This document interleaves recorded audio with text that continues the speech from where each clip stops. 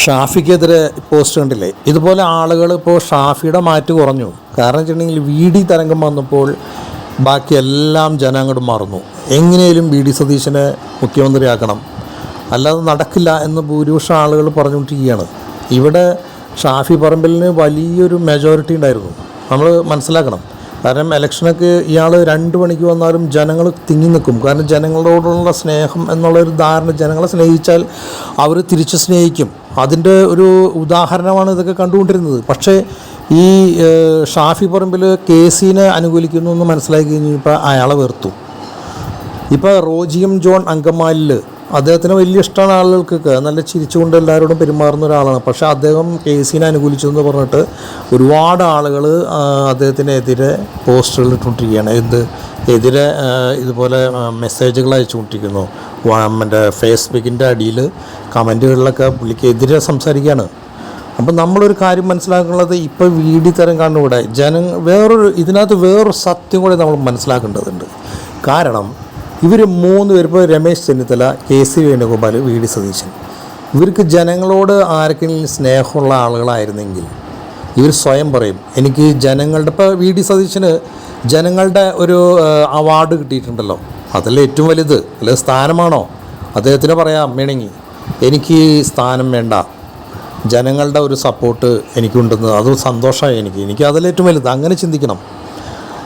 ഇപ്പോൾ പിണറായി വിജയൻ 10 വർഷമായി ഇവിടെ ഭരിച്ചത്, എന്നിട്ട് ഇപ്പം എന്തായി? ഇപ്പോൾ ഒന്നുമല്ലാത്തവനായിട്ട് പുള്ളീനെ മാറ്റി നിർത്തി. അതുപോലെയുള്ളൂ മനുഷ്യൻ്റെ അവസ്ഥ. ഇതൊക്കെ 5 വർഷം എന്നുള്ളതിന് 3 വർഷം ചിലപ്പോൾ ഉണ്ടാവുള്ളൂ ഇവിടെ.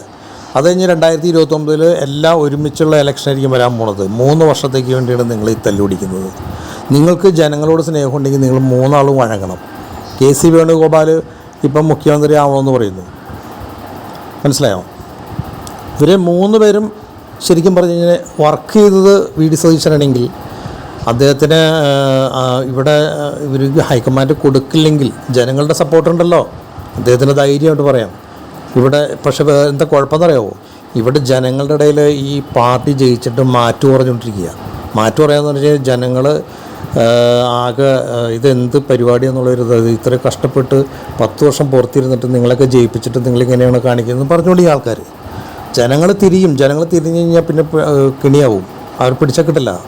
അപ്പോൾ ഇപ്പോൾ നടന്നുകൊണ്ടിരിക്കുന്ന പ്രതികരണം കഴിഞ്ഞു. അപ്പോൾ വി ഡി സതീശന് നല്ലൊരു സപ്പോർട്ട് കേരളത്തിലുണ്ടെന്ന് മനസ്സിലായി. ഇനി വി ഡി സതീശൻ വഴങ്ങട്ടെ, അല്ലെങ്കിൽ ഇവരൊന്നും വഴങ്ങില്ലെങ്കിൽ പിന്നെ എന്ത് ചെയ്യാൻ പറ്റും? കാരണം ജനങ്ങൾ വോട്ട് ചെയ്ത് അവർ പ്രതീക്ഷിച്ചിരിക്കുക, വരണം, അത് നോക്കണ്ടേ? സത്യത്തിൽ ഇവിടെ വി ഡി സതീശനെ ആത്മാർത്ഥമായിട്ട് സപ്പോർട്ട് ചെയ്യേണ്ടത് ഇന്ത്യൻ യൂണിയൻ മുസ്ലിം ലീഗാണ്. പക്ഷെ അത് അവരുടെ പാർട്ടിയുടെ ഒരു നയമാണ്. കാരണം വി ഡി ആണ് ഈ സംസ്ഥാനത്തിന് ശരിക്കും വർക്ക് ചെയ്തെന്നുള്ളൊരു ധാരണയാണ് മുസ്ലിം ലീഗിൻ്റെ ആ സപ്പോർട്ടിങ് വരുന്നത്. വേറെ സത്യമുള്ളത്, ഇതിനകത്ത് രാഹുൽ ഗാന്ധിക്ക് വി ഡി സതീശനോട് അത്ര താല്പര്യമില്ല. പുള്ളിക്ക് അത്രയും ബന്ധമുള്ള ഒരു നേതാവല്ല കേരളത്തിലെ വി ഡി സതീശൻ.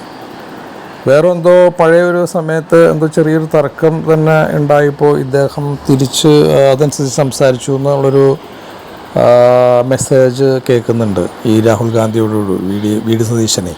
അപ്പം അതുകൊണ്ടൊക്കെ പുള്ളിക്ക് ഉള്ളാലൊരു താല്പര്യക്കുറവുണ്ട് ഈ വി ഡി സതീശനോട്. അതവിടെ നിൽക്കട്ടെ, ജനങ്ങളുടെ ഇഷ്ടമുള്ള നോക്കേണ്ടത്. പിന്നെ സോണിയാഗാന്ധിക്ക് വലിയ ഇഷ്ടമുള്ള ആളാണ് വി ഡി സതീശൻ. ഇവിടെ വേറൊരു കാര്യം ആലോചിക്കാനുള്ളത്, ഈ കെ.സി. വേണുഗോപാൽ ഇപ്പോൾ ദേശീയ ജനറൽ സെക്രട്ടറിയാണ്. മുഖ്യമന്ത്രിനേക്കാളും പദവിയുള്ളൊരു സ്ഥാനമാണത്. പക്ഷേ കെ.സിക്ക് ഇപ്പോൾ മടുത്തു. അതുമാത്രമല്ല, ഈ AICCക്കും ഇദ്ദേഹത്തിന് മടുത്തിട്ടുണ്ട്. കാരണം ഇത്രയും നാളായിട്ടും കോൺഗ്രസിനെ വലിയൊരു വിജയത്തിലേക്ക് കൊണ്ടുവരാൻ ജനറൽ സെക്രട്ടറി എന്ന പറയുന്ന ഈ കെ.സിക്ക് കഴിഞ്ഞിട്ടില്ലല്ലോ.